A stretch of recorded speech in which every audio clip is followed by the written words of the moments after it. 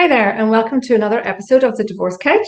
I'm Claire, and I'm a divorce coach based in Coleraine, Northern Ireland. Hi, and this is Simona, dialing in from a very hot Germany, and I'm a divorce coach as well. Hi, and I'm Salma, and I'm a divorce coach based in London. So you're very welcome to another episode of The Divorce Couch. And today we're going to talk about a quiz. It's a free online quiz that you can do, and there is a book that accompanies this called The 5 Love Languages. And because you can use lots of things in lots of areas, we decided to hone this in to people that are in a should I go, should I stay section of their life, in a relationship that's not quite working and you're not quite sure what's wrong and you've tried a few things and it's just still a bit like, oh, and every so often you think, do you know what, I don't know if it's worth it.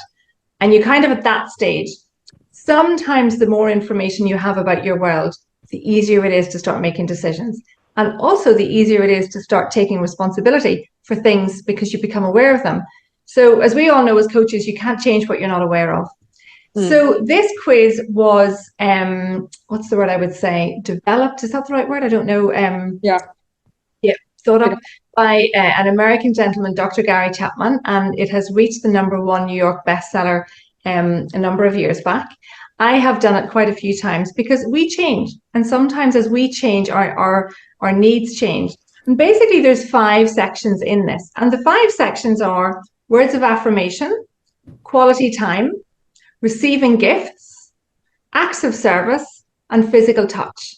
So these are the 5 elements that make up this quiz. And in doing the quiz, what happens is you get asked questions and it gives you an either or situation. So when I use it with my clients, I always say, stop, don't overthink it. Just pick something, because you can sit down and overanalyze it. And it's funny because I have clients and even friends who've done this. And when they've overanalyzed, they've come out at 50% across everything. And it's like, no, that's just not work. No, you've overthought it. Go back to the drawing board and start again and just go first thing. So one of the options might be run you a bath or take you out for dinner. So which one would you prefer? So it's just about which would you prefer. And it's very interesting because the idea behind this is it tells us a little bit more about how our internal world interprets the world. So we interpret the world from our life experience. So when you come to a connection with a partner, you have 2 different life experiences coming together like this. You've got a jigsaw, kind of comes to here. But if one person came from a home where families always did something for each other and they were so busy doing things for each other, and they never had time to go and do something, go for a walk, almost like it was seen as a waste of time. And you come together with somebody whose family always decided to leave the house. It could stay messy, but what to them was important was quality time, going out and doing things together. You have 2 different views on life coming together. So if you're the person who's had a family that did things together and left the house messy, having a tidy house is not important to you. But going out and doing something with someone you love is, because you're making memories and spending time. So quality time is really important. So in their world, they might think, I'm going to offer to have a picnic and I'm going to set it all up and we're going to go off and do it tomorrow. But your partner, if they're from a house where everything is done, is going, oh, we have to do this and we have to do this and I can't do that. So they're misinterpreting the intention behind the let's have a picnic. And this is what happens in relationships. We misinterpret things all the time, but we don't realize it. We don't realize until we start looking how we see the world or how somebody else sees it. And we can have crossed wires left, right, and center. I'm guessing you guys relate to this? Yeah, no, absolutely. I think in my journey of self-development, I have to say it's, some of this stuff, although it sounds very simple, I have to say, even from my personal experience, has been a learning curve to really kind of understand that actually so much depends on our personal view of the world, and that's how we interpret things. And I think this is, definitely an extension of that, really, is that, we sometimes can become quite blinkered or siloed that, well, this is how we express affection or love or care, and that is the right way, without really having an understanding, like you explained, is that those things that you've been used to throughout your lifetime might actually be alien experiences to somebody else, because they may not have had the same, well, they absolutely haven't had the same upbringing as you, because, you know, no two people, even within the same family, have had the takeaway is same, different. Yeah. have the same upbringing, because we all interpret the world in different ways and give different meanings. So yeah, absolutely resonates with me. Yeah. What about you, Simone? What I loved is whenever I bring it up, is that even for ourselves, it might be different. Just because I give love by either of the five does not mean I receive love in the same way. So that's interesting, right? So basically, I am absolutely an acts of service person, probably followed by touch. But that doesn't necessarily mean that's how I receive it. You know what? I love word of affirmation. So I think it is also very interesting and very eye-opening to just see. I think I've only done the quiz once. I think there is the differentiation, right? That giving and receiving are two different things. And yeah, so I've asked my children, right, without having them do the test. And as you just mentioned, they all receive my love differently. Yeah, it's a very cute little exercise to do. You see, I think it's a really empowering tool to do. So I did it with my boys. My boys are now 12 and 14. So about 3 years ago, I did it with them. And when you go onto the online quiz, because it's free, there is a section that says if you're a couple, if you're single, or children, and it gives you different age groups. And what I wanted to do was figure out, how do I connect with my kids? So we're about to head into the teenage years. It's going to get stormy. How do I connect with them? What do they interpret as something that gets through the noise and kind of goes in? So it was really interesting, because my eldest had words of affirmation top, physical touch second, or last. And I said to him, okay, so here's the thing. Physical touch is something I enjoy, giving you a hug. So I'm going to give you a hug and tell you you're amazing. So I hit both. I hit you and I hit me. Is that okay? And he's like, yeah, okay. I did it with them. We all had our iPads. We did it around the table. And mine was acts of service. And at that stage, 9-year-old, or no, he's 10, he got it straight away. He said, mine was acts of service. And he said, so that's why you get so excited when we make you a cup of tea. Like, he got it straight away. But what it meant was they got things that were important to me that wasn't necessarily something big. They could do little things like pick up their stuff when they left it lying around. It gave us a way of communicating within our household that allowed us to be a little bit more respectful of each other and tap in a bit more. My youngest loves physical touch. So if he's watching a movie, he'll, want to sort of sit beside me on the sofa or something. And it means that I know that that's important. So if he's not in brilliant form, I can say, do you want to watch a movie? Because I can sit beside him, because I know that's important to him. So we can use it with our partners. We can use it with our kids. Really what it does is promote healthy communication and connection. And to me, that's really important. Sorry, there's just two things that just came up. And I love how we go into these conversations and we have an idea and we have a header, and then, thoughts just come up and unfold. There's two things that just happened, because my son too, he loves the touch. So I wonder if you're a woman and you're having a husband, and because men in our first or Western world have a very particular upbringing. And so I don't know at what point maybe the touch, for example, was taken away from them, because boys don't cry, and all these, belief systems. So it could very well be that this love language quiz also kind of like opens up the door to the inner self, right? Because maybe I was raised by having a career and being the sole provider for my family. So, and then we take that for granted, right? So I think even in hindsight, even though we said it, or you said at the beginning, this is maybe for a couple that is on the brink of staying or leaving, but maybe once you are through the divorce and you have time to reflect, maybe there is something that when you are no longer so emotionally intensely connected, it helps you to understand what went wrong, and you take it from the other person is wrong all the time, right? Because at the beginning, it's so much easier to point the finger at somebody else. But I love the idea of using this at one point, looking back and saying, "Oh, I didn't see that." So it kind of like makes it looking backwards also a little bit more, I don't know what would be the right word, but you know what I mean? Yeah, I find when I learn more about me, I get a bit excited because I think, oh, that's why I do that. So, in reference to what you're talking about, Simone, I can look back and go, I didn't know how to verbalize that this was important to me because I didn't actually know it was important. Yeah. And that's the bit that I Yeah. find that I love about this quiz. Every single one of my clients has done this quiz. I do it with everybody, and usually session 2, because I think that's the point when I want them to start understanding more about who they are, what's important to them, and how do they tick. Because if we don't get that, our expectations of other people, they're far too high, and they end up getting dropped down. So we stay on this roller coaster. So I feel this helps to stabilize out the emotional journey of connection with someone. When we understand how we tick, we then have capacity to verbalize it.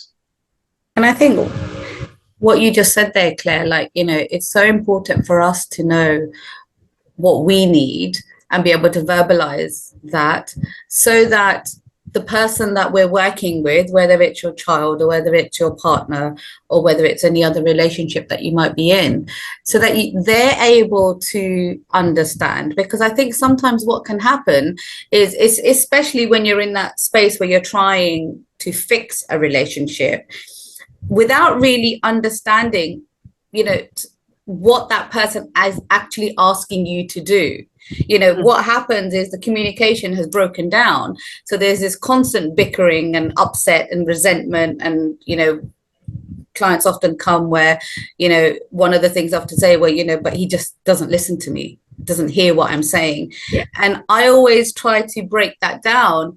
Is it actually that the other person is not listening to you? Or is it actually that you might need to change what you're saying? Because I'm a great believer that, it's like with children, you can tell them to pick their socks up 10 times a day and they're still not going to do it because it's not what you're saying. They absolutely hear the words and they understand the language behind it. That's not the problem here. The problem is to be able to articulate below what is happening, in the sense that below the action, what is it, the emotion that you're looking for? And I think that's where this kind of quiz can really help, because otherwise you're just constantly trying to fix something without actually having done the research as to what is it that you're actually trying to fix. Okay, go back to the socks. How would you do the child to pick up those socks? that I haven't solved that one yet. I might have to write to Gary Chapman and see if see what he does. But that is the layer of going under and explaining to somebody why it's important. Yeah. Why is it important? That's the thing. I say to my boys, because we now have an upstairs bathroom. We didn't a few months ago. We had one bathroom downstairs, and I would say to them, please make sure that you leave the wash hand basin clean, that you put the towel back, because visitors to the house use it. And they were like, yeah. In the end, I said, boys, I find it embarrassing when people come. If it's my friends, it's okay. But I don't know if somebody in a professional capacity is going to come to the house, whether it's with my work or whether it's somebody doing a job or something. I get embarrassed when they go into the bathroom because I think it just looks messy. And they have tidied it since then, because I found a way to communicate something that was important to me in a way that they were able to hear. So it is about how do we find the words in a way that they can hear? Because if we do the same thing over and again and get the same results, why on earth would it be different? Yeah, exactly. And then it just becomes a nagging or a harassment or and I think, and the same dynamics also play out in relationships as well. When we don't quite understand what the other person wants from us, and we're doing what we think we should be doing, and it hasn't been received in the way that we thought it was going to be received, and that can be quite upsetting. And that can fuel the resentment and fuel the whatever is kind of that gives the up down emotional roller feel coaster thing. exactly. So it's about getting below the surface, actually. And I think, definitely, like, I think the fact that there are 5 different love languages is actually quite interesting, because, how many of those do we, I think everybody will probably have a preference that we do by default. I think for many women, acts of service is a default. It's a cultural, right? That's what we do, right? We cook Yeah. dinner, and we look after our children, and we look after our partners, and these are all acts of service. But I think it's really important to sort of be aware of what the other acts of service are, and make a conscious effort of thinking, well, actually, how can I bring that into my life? Because sometimes the default one may not necessarily be satisfying what you actually need within, because you're so used to doing the default one, and you've not really even considered how, a hug, or, just holding somebody's hand, or, somebody, like you said, Claire, your son's making you a cup of tea, can really make a difference to how we are feeling and how valued we feel. Yeah, there is something else. What you just said. I remember, and so yesterday my middle child graduated, and empty nest syndrome. So she's leaving soon, and I'm looking back, and I think now it's been almost a 10-year journey, and it's still not always easy peasy after the divorce, and especially if you go into the divorce, there is so much survival instinct at that moment going on that it's very easy to lose track of your children. So I can see how important it would be to use this test to sit down with your children. I mean, they have to be at a certain age. So to just find yourself little islands with all this stress and all this surviving, that you understand your child better, that you say, you know what, I am giving you my half hour. So I might think taking you to Disneyland would be your favorite thing to do, when in fact, it would be much better if you just, what, my son loves to fight. He loves when I tickle him, and he says, can we fight? So, you know what? I think, he's 12 now. It's not always easy. And so, the bad. It's good. But you know what I mean? It's like how to connect with him. Yeah, because it's so easily done in survival mode. And the better you know your child, I think this would be then the perfect time. But you see, I also think it's the better you know yourself as well. It's not just about the child. Yeah. It's how well you know yourself. And I mean, one of the things that I always explain to my clients is, in my opinion, my understanding of this, there's 2 ways this works. One is to help you connect better to somebody else, but the other is to help you to know yourself more. So if I look at it like this and say we have this cup, this glass here, and we expect somebody else to fill it up. So if they don't do that, there's a huge expectation gap the whole time that we go, oh, they didn't do that again. Yeah. We go down. What can we do as responsible adults to fill our cup up from the bottom? Yeah. So if they don't match our expectations, the gap is much less. So the emotional drop is much less. The recovery time is quicker. The resentment is less. So if it's something like physical touch, we were talking about this before we came on, I would say to my clients, okay, so if you're in a should I go, should I stay, physical touch, if it's important, what does that mean to you? Does it mean sex? Or does it mean holding someone's hand? Or does it mean just having a hug? Because there's all the interpretations of what does that mean. Yeah. If you're single, what can you do for yourself? Or if you're in this relationship that isn't brilliant and you're trying to repair it, expecting your partner to get this straight away, that's a bit unrealistic. So I would be suggesting and thinking, okay, so what about going for a massage? What about a pedicure? Do you like reflexology? Do you have any really nice body lotion that after you've had a shower or a bath, you can put it on? So that is physical touch. It's the same thing. We just maybe need to broaden how we receive it. And we can give ourselves things. So when we learn how to fill our own cups up, the expectation and the gap and the feeling of not having enough or not being met, it drops massively, and that begins to stabilize out our world. So something like receiving gifts. To some people, receiving little small gifts is really important. To other people, it's a complete waste of money, complete waste of time. Why would I do that when I can save up all my money and buy you a much better Christmas present? So just different wavelengths, different backgrounds, different ways to see the world.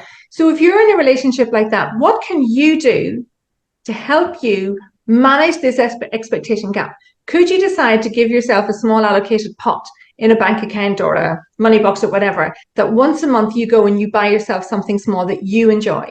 So you're not waiting for somebody else to fill up your cup. You go and you give yourself what you know is important to you. And then at Christmas, you'll still get the bigger gift. If your partner is willing to work with you halfway through and go, okay, I hear you. Let me work on that. Let me see if I get it right. I might need some hints and tips. And then you can think, okay, well, let's go out for, a pizza and we'll talk about it. We'll talk about, when I think about receiving gifts, this is what I mean. I don't need you to spend £150. I'm thinking, buy me a book or buy me fresh flowers from Sainsbury's, not the florist, once a week. So I have fresh flowers on the whole table. When I come in, they make me smile. If your partner's is something like, say it is quality time. Well, do they mean quality time, watching TV together, or do they mean quality time going out of the house where maybe they feel they have more of your attention?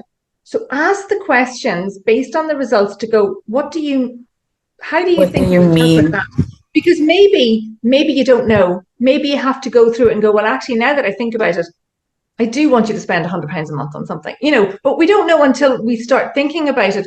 But it gives us more information about ourselves.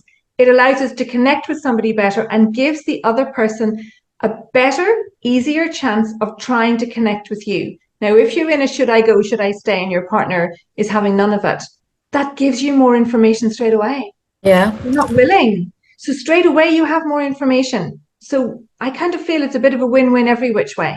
Yeah. My opinion. So, yeah, I think it works both ways. So, don't assume that you know what the other person needs, and equally be honest enough with yourself to be able to vocalize what you need. Because I think very often in relationships, because we're so scared of rejection, or that's just that's how he is, right? That's how he's always been. I've heard clients say things like this, and you just think, but just because something has been a certain way for months or years or decades, however long you've been married, that doesn't mean that it can't change. Yeah. And that's, we can move towards change once we know what it is that we want to change. And part of that is firstly being honest with yourself, being honest with the person that is on the other side of that relationship. And secondly, not assuming that we know what's going to make that other person happy, because we don't always know. And that's part of communication, isn't it? Yeah, it's exactly what actually asking the questions to find out. Because when we presume or assume, well, we're straight away going to head for trouble, because so often we misinterpret and we get it wrong. Yeah. And I think that is, the flower example that you gave, I have to be honest, I have said myself, it's like, somebody's turned up with flowers and I'm like, oh my God, why on earth would you have spent that much money on a bunch of flowers? And actually, that is where suddenly what I've actually done is that person's come in with the intention, because for them, buying that bunch of flowers was something that, they're really proud of doing and they want to please you. Yeah. And when you've backed them down, because in your world, spending that kind of money on something that's going to die after a week, okay, may not be necessarily the right, way to do. But I think if we can understand what's happening, we can stop ourselves from knocking the other person down. It means we can receive better, isn't it? Yeah. We can receive the intention. Exactly. And it may not be what we would have normally have done with, however much is spent on that gift. But actually, by understanding what the other person's trying to achieve, we can bring a little bit of grace into our relationship. Compassion. Compassion, grace, just a bit more ease, I think. Because I think, by saying, those little things that we say by default, oh my God, I can't believe you spent that much money. Actually, what we're doing is we're negating the efforts that the other person has made from their... Well, somebody has thought about it, gone out and done it, gone to the effort of spending the money, picking things and bringing them home. They're not likely to do it again. Yeah. And it is that sense, but one of the things that I know that for me is that I wasn't very good at receiving. I was very good at giving. I didn't find it easy to receive. And because of that, I would say things like, but I wouldn't say them, I would probably think them. So one of the things in relation to flowers, I would say to my ex-husband, do not buy me roses on Valentine's Day. Do not. Waste of money, overpriced. They will last 3 days, but feel free to buy me fresh flowers any time of the year. So I tried to be a little bit more direct, clear in my communication of that. Yes, I like flowers, but if you're going to buy them on one day of the year, don't let it be Valentine's Day, because that sentiment with the cost and how long they will last, that's going to be wasted. And so then it is up to somebody else what they do with that information or whatever. But it is it's harder if you're very busy holding everything together. Receiving is almost like letting your guard down, and you feel vulnerable, and it takes a bit of work. But if you want to try and work with the partner in a should I go, should I stay, it'll take both of you, and somebody has to take the lead. And if you're willing to take the lead, what you're doing is opening up the sense of possibilities. Something different may be possible. It may not, but you will never know if you don't try. Where will people, our viewers, find it? It's on Google. So if you Google 5 love language quiz, it's a free assessment quiz. So if there's one that says pay, disregard it. It's a free quiz. And what it does is it gives you a wheel with the percentages. So what's very interesting is to see if one thing is way above the other. Are 3 of them the same, or 2 of them at the top? I usually, with my clients, say, let's look at the top 2, because they're usually quite different, and it gives us a bit of a scope. And I think, okay, how similar are the percentages? Is it 30% and 28? So they're really quite similar. There's maybe 2 or 3 questions that nudge the difference. Or is it 40% and 20? So there is a definite difference in the impact. And if they do it with their partner, I would usually suggest it's a good idea to both do it together, regardless of whether you've done it before. Do it together on an iPad or a phone each, so somebody doesn't feel like they're being scrutinized. And then you can look at the results. And then it gives you put in your email, and it sends you an email with the link, and it explains it and gives you more understanding and suggestions as to what you can do with this information. Oh, good questions, Mo. We could put it in the show notes, or we'll put it in the information tab. Yeah.